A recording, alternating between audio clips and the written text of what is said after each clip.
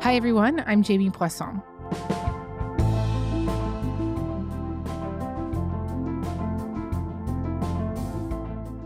One of the most brutal fronts in the escalating war in the Middle East right now is in Lebanon.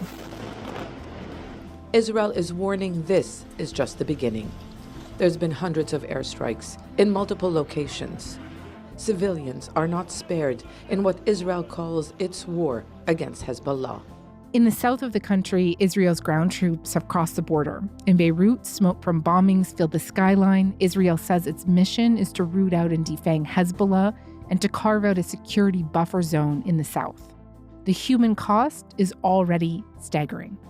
At least 850 people have been killed, including over 100 children, according to Lebanon's health ministry.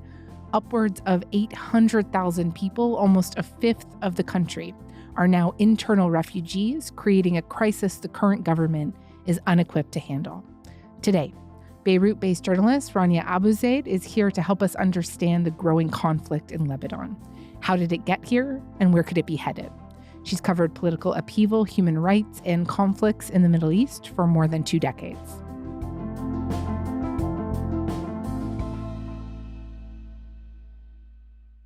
Rania, hi, it's a pleasure to have you. Thank you very much for having me.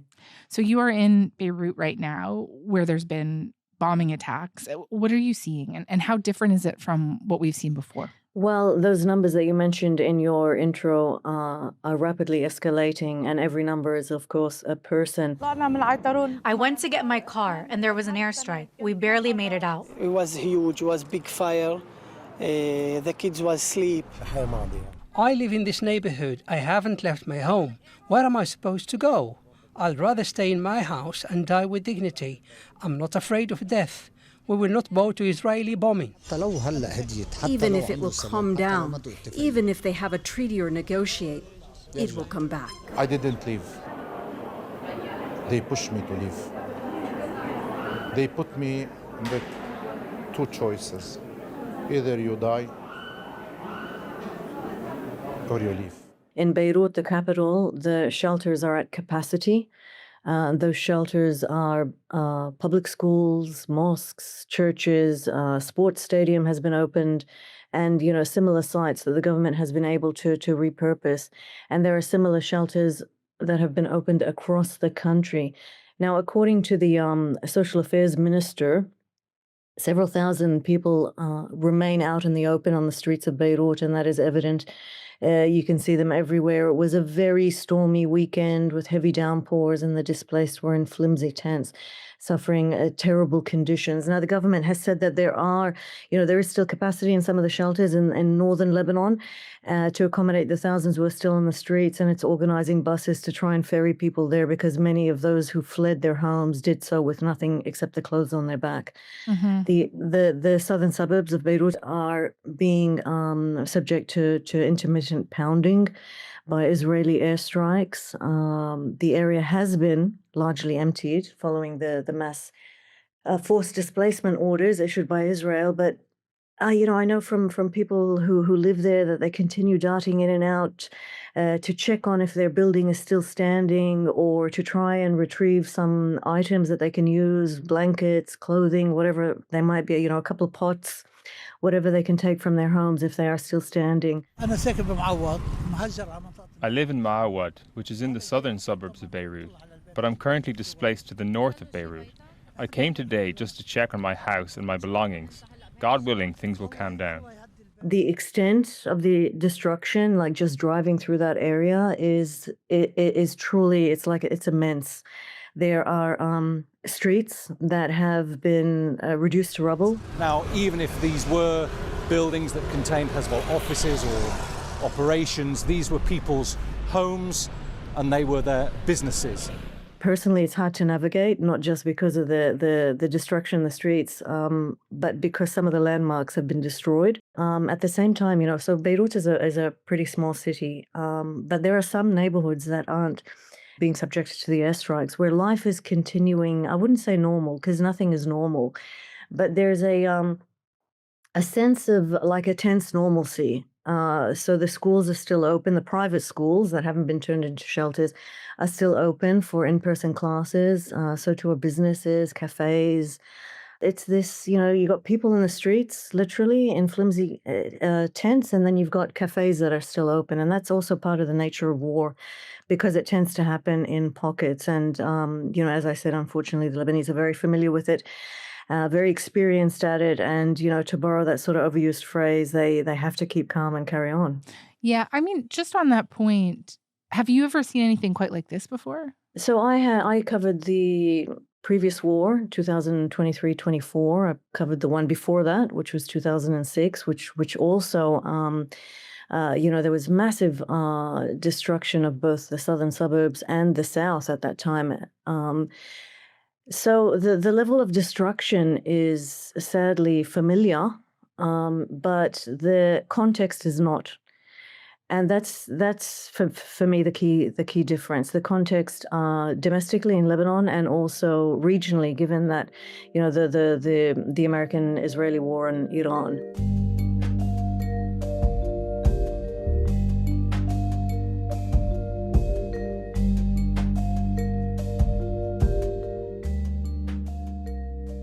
I think it might be helpful if we just remind people of some of the main players here.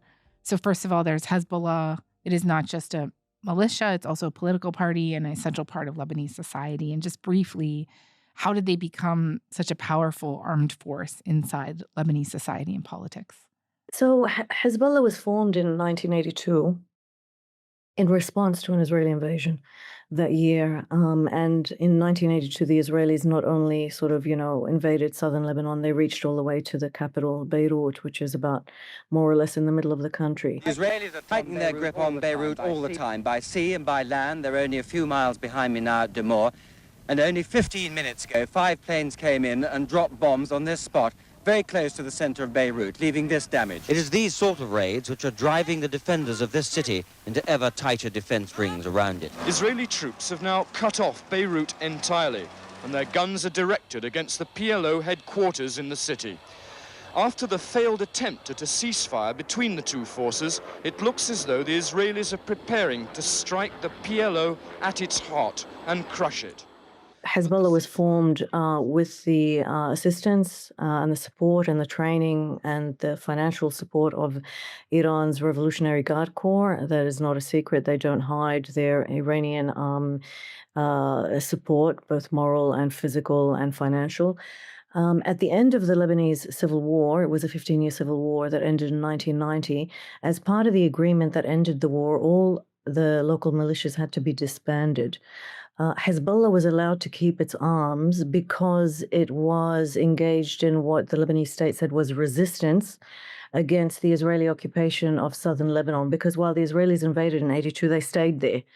And a security formula was popularized by successive governments ever since the end of the Civil War. And the formula was the army, the people, and the resistance on one hand. And that sort of positioned Hezbollah's weapons within a national defense framework, and it gave them the cover of, that they were a resistance group. They weren't sort of involved in any sort of internal Lebanese things. Mm-hmm. That was the framing. So Hezbollah fought the Israelis, and it pushed them out of most of southern Lebanon in 2000. The Israelis continued to occupy a sliver of southern Lebanon, but more or less they became the only Arab force actually to contribute to an Israeli retreat from occupied Arab territory. Now, Hezbollah is not just the military wing. It's also a political party. It has parliamentarians who have been in parliament. It has had parliamentarians for decades. It has had ministers in successive governments as well. It also has a social arm, and that social arm runs schools. It has medical clinics, hospitals. It has like a first responder unit, which is coming under attack now by the Israelis. A number of medics have been killed, both in Hezbollah's Islamic Health Authority, that's what it's called, as well as the Red Cross. Hezbollah also has a financial institution which provides microloans, and that institution in particular has been very heavily targeted by the Israelis in this war. So that's domestically. So you've got military wing, social wing, political wing. Now, zooming out a little bit, Hezbollah is also part of Iran's axis of resistance, which is an axis that the Iranians say sort of groups anti-Israeli and anti-American groups, armed factions in the region.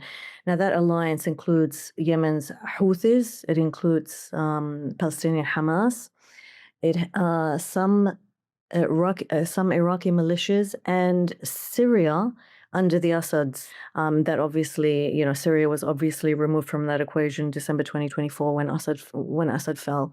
You have covered the post-October 7th prolonged bombardments that Hezbollah and Israel were embroiled in.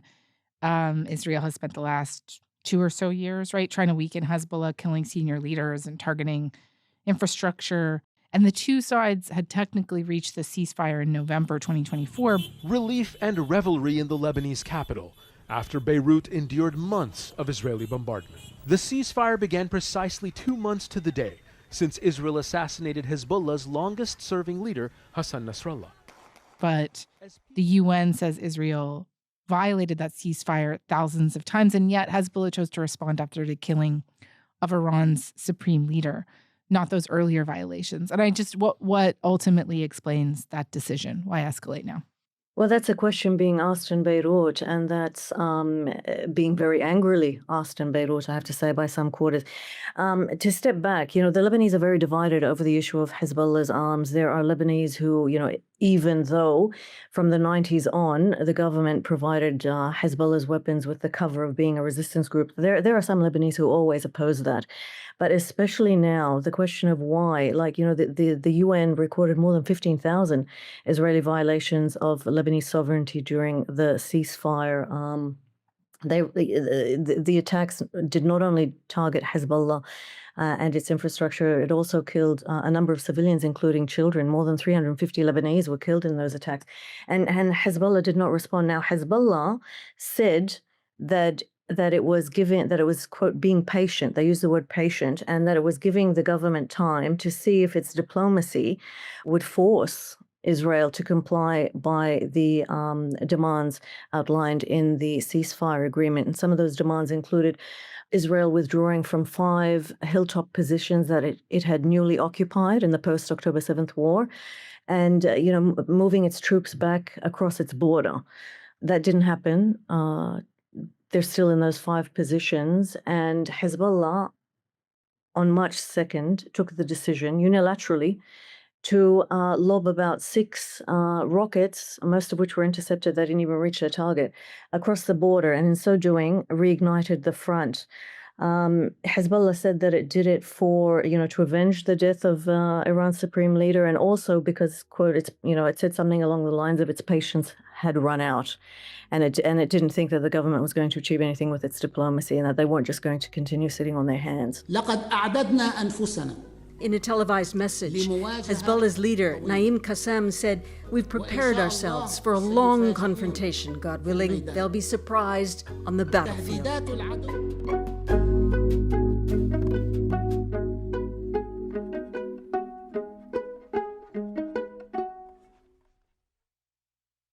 Similarly, like last time, Israel says that it is targeting Hezbollah's military infrastructure, including missile launch sites, but we are seeing strikes hit residential buildings and large civilian areas too, right? Yes. Yeah. You spoke earlier about all of the people who have been displaced from their homes, but what do we actually know about Israel's targeting strategy at this point, and what kind of civilian death and destruction have we seen? Well, here in Lebanon, we're seeing reports of entire families being killed in their homes, including children. Health workers have come under fire. They've been killed. The Israeli occupation had unfortunately been claiming ambulances were being used for non-medical purposes. We affirm this is unjustified. These vehicles are transporting the wounded and the sick, and these nurses, doctors and paramedics aren't going in those vehicles with their own lives at risk. All international laws and the Geneva Conventions protect these vehicles, yet they are being targeted. The World Health Organization has very strongly sort of condemned Israel's attacks against health workers here in Lebanon. So we're seeing a much broader sort of target base.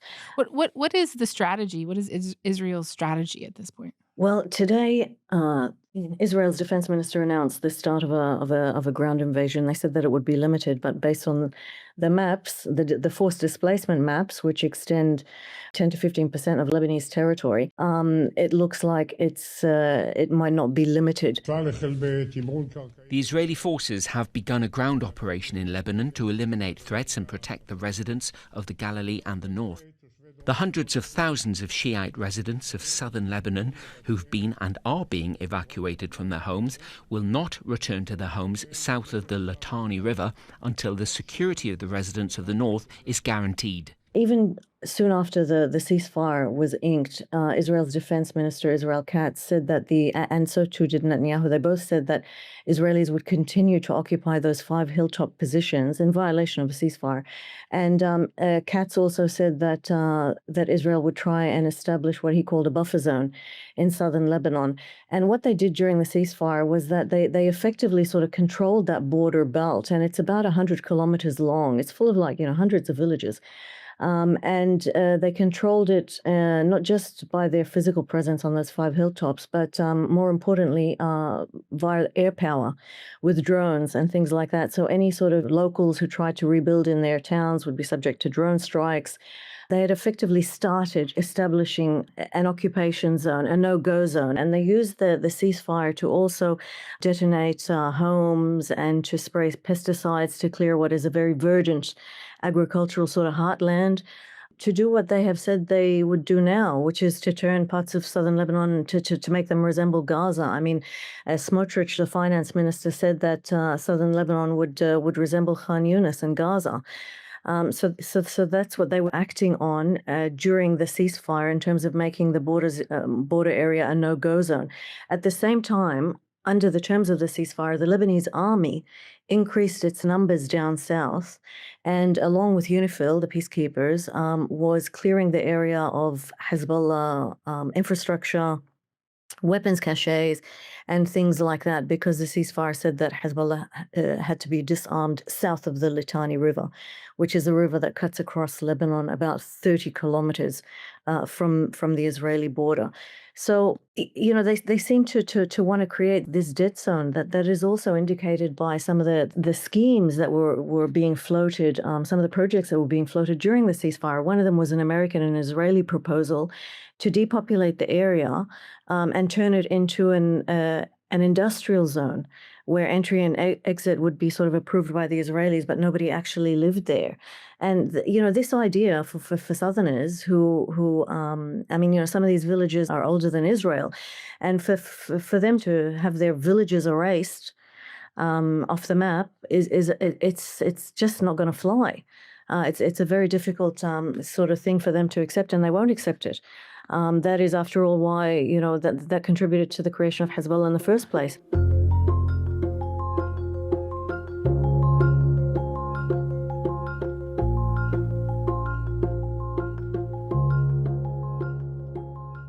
And what position is Hezbollah in at the moment to respond to this military campaign? And then also, what about the Lebanese government? So let's take the military campaign first. So during the previous war, Hezbollah suffered what its leadership admitted were quote, they use the word unprecedented to describe the blows that they had suffered. Don't forget the pager attacks, followed by the walkie-talkie attacks. A funeral stemming from yesterday's pager attacks, suddenly the site of fresh chaos. A new wave of seemingly bigger explosions at funerals, apartment buildings, at mobile phone shops. Again, communications devices the focus. This time, VHF walkie-talkies, an apparent sleeper weapon. The assassinations of dozens of very senior commanders, culminating in the death of the long-tenured Secretary General, Sayyid Hassan Nasrallah, who'd been the Secretary General for decades.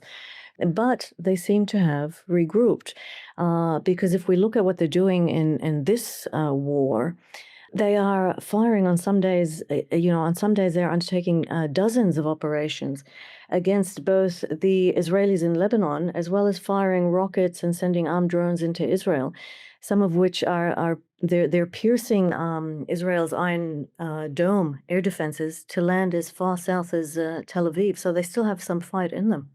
And where is the Lebanese government in this? So this government in particular has done things which no post-war government has done before. So to even before this war started, the Lebanese government was the first that didn't apply that security formula that I mentioned earlier, the army, the people, and the resistance. In fact, it didn't even mention the resistance.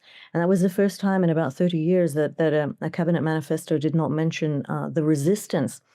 Instead, it emphasized the state's responsibility to defend the country and also to have to monopolize arms and decisions of war and peace.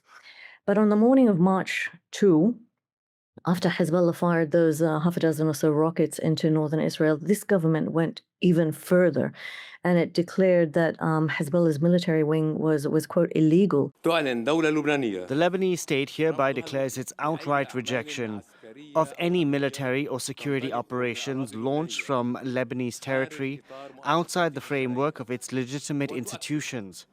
It affirms that the decision over war and peace rests exclusively in its hands, which requires the immediate ban of all Hezbollah security and military activities. And it called on the security forces to disarm Hezbollah and to arrest any sort of members that try and head down south and join the fight. So it really has set itself up in terms of this confrontation between Hezbollah and the state. Yeah, I know how unprecedented it is, but I'm curious to hear your take on how impactful you think it is. Like, do they have the ability to enforce that decision, the Lebanese army? So the Lebanese army is urging caution when it comes to forcibly disarming Hezbollah, and that's based on precedent, because during the 15-year civil war from 75 to 90, when the Lebanese army was tasked with taking on or confronting some sectarian militias, it fragmented along sectarian lines. And the Lebanese army is just about the only national institution which is considered above the sectarian fray, because it's comprised of the sons of, there are 18 officially recognized sects in Lebanon, and the Lebanese army is comprised of like all of them, It is considered a unifying force, one that is politically neutral. It's the glue that holds the country together. So one thing that Lebanese all agree is worthy of respect. So to place the army against Hezbollah is a very dangerous sort of maneuver, and people fear civil confrontation.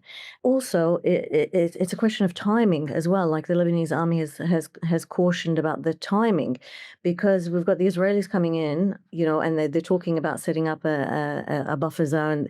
Today, Israel Katz said that the hundreds of thousands of Lebanese who have been displaced will not return until northern Israel is what they consider safe.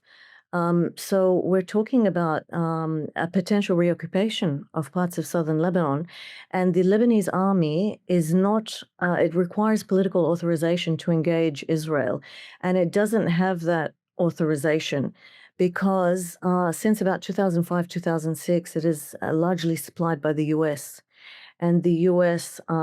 Will not allow the Lebanese army to engage against its other ally, the Israelis. So it puts the Lebanese army in a very, very sticky position. The Lebanese president has floated the idea of direct talks with Israel. How extraordinary is that proposal? It's very extraordinary because this is a huge deal in this country, because since I think the later 1940s, early 1950s, it is legally considered an act of treason to interact with an Israeli, and it is punishable as such. So the idea of direct talks is a big deal. He has put forward a 4-point plan to be followed sequentially, and it starts with an immediate truce, then strengthening the Lebanese army, because it's also poorly equipped, in addition to being unable to sort of act without the cabinet saying so. It's also very poorly equipped. The third point is for the army to enforce the government's order that it has the monopoly on weapons. And the final point is negotiations with Israel on all sorts of matters, border demarcation and things moving forward. Now, the Israelis initially rejected talks, but there's been nothing formal yet. It's sort of a few ministers speaking to the media. So it's a very big deal for the president to suggest direct talks, and it's also a very big deal for him to be rebuffed.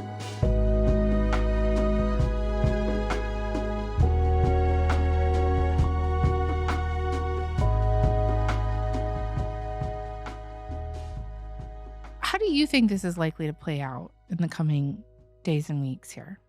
Look, nobody here in Lebanon wants a reoccupation of southern Lebanon. What they differ on is how best to avoid that, whether that's by armed confrontation, armed resistance, the Hezbollah way, or whether it's by diplomacy. Now, the people who sort of support Hezbollah say, well, the government had 15 months of diplomacy and couldn't even get them to agree to fulfill the requirements of the ceasefire. What's going to be different now? And they also point to Syria's experience, Syria under the new government. So within hours of Assad fleeing Damascus, Israel, through airstrikes, destroyed Syria's military capabilities. Now, the Syrians have had direct talks with the Israelis, but that doesn't seem to have prevented the Israelis from occupying even more Syrian territory. And they're also calling on, they also want the Syrians to disarm, basically, from the Israeli border with Syria all the way up to the capital, Damascus, which is a huge, it's a huge territory. So they're dictating what the Syrian government can do in its own territory. So some Lebanese are like, so why would Lebanon be in a better position? But then there are the Lebanese who look at Hezbollah and they say, you are not acting in Lebanon's interests. You acted in Iran's interests. You contributed. You stepped into to what was Iran's fight, and that they're exhausted and they're sick and tired of sort of being having one group in society make decisions of war and peace instead of the state. So they also say they just want peace. They just want some sort of negotiated agreement, and they don't want one faction in society making decisions for everybody else. These internal tensions, are they also splitting along sectarian lines? And I wonder if you could elaborate for me a little bit more here on some of the worries that people have there. Yeah, so Lebanon has always been divided. That was, after all, one of the reasons for the civil war. As I said earlier, there are 18 officially recognized sects in Lebanon, but they're broadly divided into basically like Christian, Muslim, Druze, and others.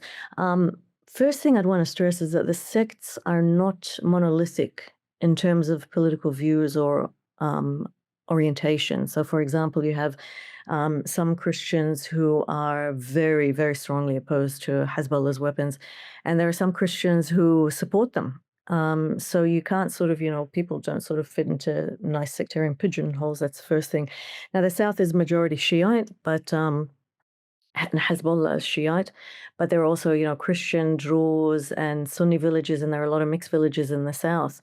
The massive influx, though, of predominantly Shiite Lebanese into other parts of the country is causing some social tensions, and that's because of what happened in the last war, in the 2023-2024 war, because Israeli drones chased some of the displaced and targeted them in their place of refuge. And people are afraid that the same thing is going to happen again, that if they take somebody in, the Israelis might have them on a target list, and then, the whole building will come down. I remember in the last war visiting this very sleepy Christian village. I don't know, it had like a couple of hundred inhabitants. It was at the top of a mountain, and a family there had taken in some Southerners. And, the building, dozens of people were killed when the building was struck by an Israeli strike. So it's, that's the fear. But so many are afraid. But at the same time, I have to say that there are many others who are overcoming that fear to nonetheless step up and shelter and help their fellow Lebanese.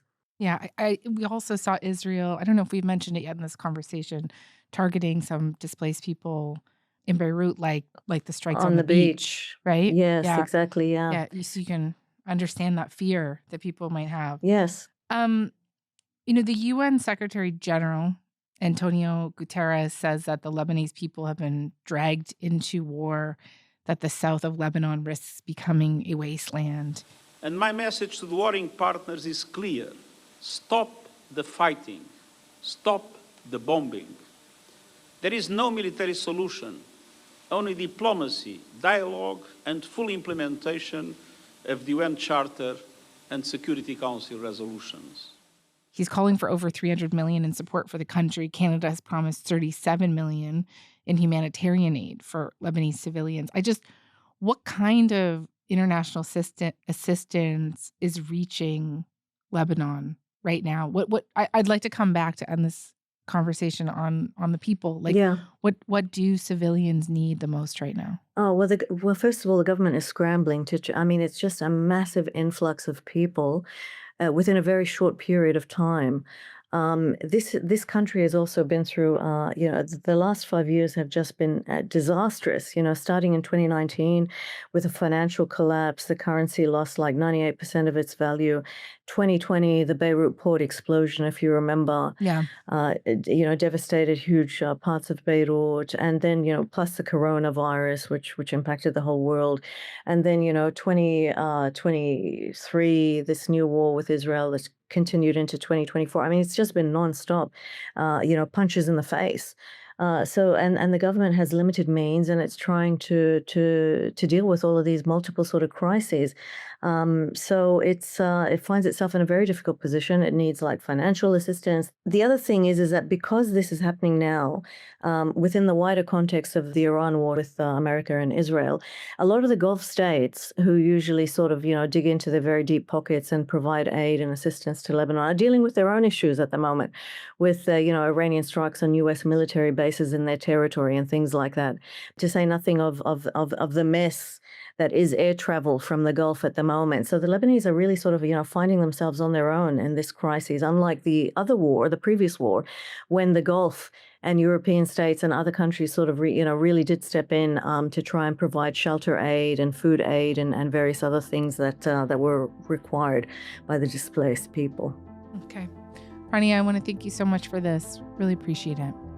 Thank you so much.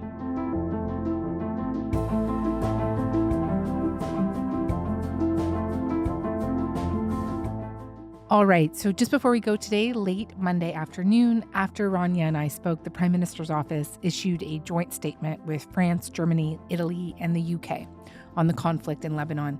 They condemned Hezbollah's attacks on Israel and called for the group to disarm. The leaders also condemned any attacks on civilians and civilian infrastructure and made note of how a significant Israeli ground offensive would have, quote, devastating humanitarian consequences and must be averted. The countries called for meaningful engagement by Israeli and Lebanese officials to negotiate a political solution and urged immediate de-escalation. That is all for today. I'm Jamie Poisson. Thanks so much for listening. Talk to you tomorrow.